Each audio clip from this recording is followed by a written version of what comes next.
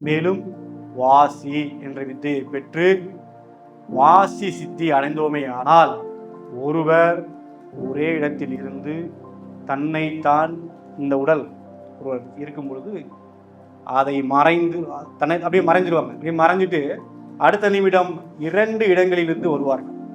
இப்படியெல்லாம் வித்தை செய்து பார்க்கலாம். இங்கே தன்னைத்தான் மறைத்து ஒரே நேரத்திலே 2 இடங்களிலிருந்து வர இயலும்.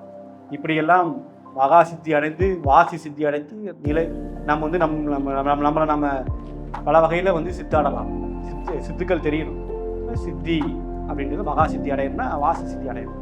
இவ்வளவு விஷயங்கள் இருக்கு. அப்ப முதலாக நாம் நம் உடல் தத்துவம் என்ன என்பதை நன்றாக புரிந்து கொள்ள வேண்டும். உடல் தத்துவம் என்றால் என்ன அப்படின்னு பார்த்தீங்கன்னா, இந்த அண்டம் பேரண்டம் என்று கூறக்கூடிய விஷயங்கள் மேலிருந்து அப்படியே மனிதன் பிறக்கும் போது பார்த்தீங்கன்னா, இந்த அண்டம் பேரண்டம் எல்லாம் சேர்ந்து தான் அப்படியே பார்த்தீங்கன்னா ஒரே உருவமா இருக்கு. ஒரே உருவமா இதுதான் உண்மை. அப்ப நம்ம உடம்புல என்ன இருக்கு அப்படின்னா, பாசிட்டிவும் இருக்கு, நெகட்டிவும் இருக்கு இல்லையா? அப்ப இப்ப உள்ள சூட்சமங்கள் அப்படின்னு பார்த்தீங்கன்னா, ஒட்டு மொத்தமா நம்ம இப்படி வரும் பொழுது மனிதனுள்ளே எப்படி இயங்கும் அப்படின்னு பார்க்கணும். இப்ப கலியுகம் அப்படின்ற விஷயத்துல பிறந்தவர்கள் நிறைய பேர் இருக்கிறோம். அப்ப கலியுக சூட்சமம் அப்படின்னு ஒரு சூட்சம சரீரம் இருக்கு. கலியுக சூட்சம சரீரம் அப்படின்னு ஒன்று இருக்கு. அது எப்படி இருக்கும்னா முழுக்க முழுக்க நெகட்டிவ் அப்படின்னு இருக்கும். அதாவது நாம நினைச்சது நமக்கு கிடைக்காது. அது ஏன் கிடைக்காது அப்படின்னு பார்க்கணும். அப்ப ஒரு மனிதன் பிறக்கும் பொழுது அவனுக்குள்ளே 688 கோடி உணர்வுகள் இருக்கிறது. 100 கோடி நினைவுகள் இருக்கிறது. நல்லா புரிஞ்சுக்கணுங்க. 688 கோடி உணர்வுகள் இருக்கிறது, 100 கோடி நினைவுகள் இருக்கிறது. நினைவு என்றாலே அது வேறு. நன்றாக புரிந்து கொள்ள வேண்டும். தற்போது இருக்கக்கூடிய இந்த கலியுக சூட்சமம், அதாவது தற்போது இல்லை, இதற்கு முன்னாடி இருக்கக்கூடிய இந்த கலியுக சூட்சமத்திலே நாம் சூட்சம சரீரம் இருந்தால் மரணத்தை அது தழுவும். என்ன பூஜை பண்ணாலும் சரி, எப்படி இருந்தாலும் சரி, ஆன்மீக பற்று அதிகமாக கொண்டு அண்ணாமலையை சுற்றி சுற்றி வந்தாலும் தீட்சையின்றி அல்லது சிவபெருமான் அருளின்றி சூட்சம சரீரம் தற்போது சக்தியை குறித்து தகுந்தாற்போல் மாற்ற இயலவில்லை என்றால், மாற்றாமல் போய்விட்டால் அது மரணத்தை மட்டும் தரும். தற்போது இருக்கக்கூடிய இந்த சூட்சமமானது இந்த 100 கோடி அப்படின்னு சொல்லக்கூடிய இந்த நினைவுகளுக்கு மட்டும் சப்போர்ட்டிவா இருக்கும்.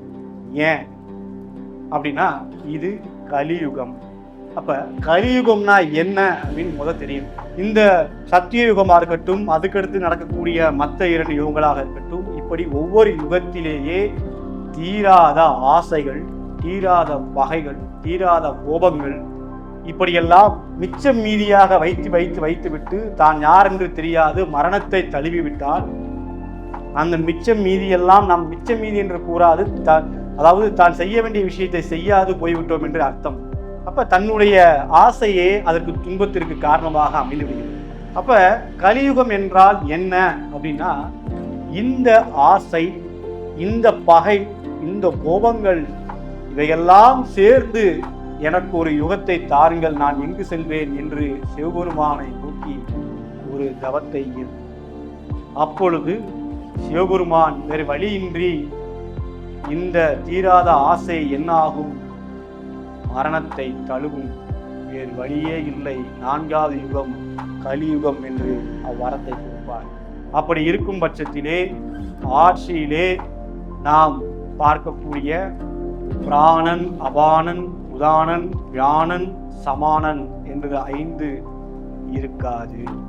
மற்ற 5 தசவாயுக்களிலே மற்ற 5 என்று கூறக்கூடிய நாகன், கூர்முனி, தேவதத்தன் இப்படியாகிய ஒரு 5 இருப்பர். அவர்கள் ஆட்சி பொறுப்பை ஏற்கின்றனர். நல்லா புரிஞ்சுக்கணும். அது என்ன என்பதெல்லாம் வெளிப்படையாக தற்போது நான் கூற இயலவில்லை. ஏன்னா அதெல்லாம் முடிந்தாயிற்று. அடியேனுக்கு முடிந்தாயிட்டு வெளியே முடிச்சுக்கிட்டு இருக்காங்க. முடிந்து கொண்டே இருக்கிறது. இதுதான் உண்மை.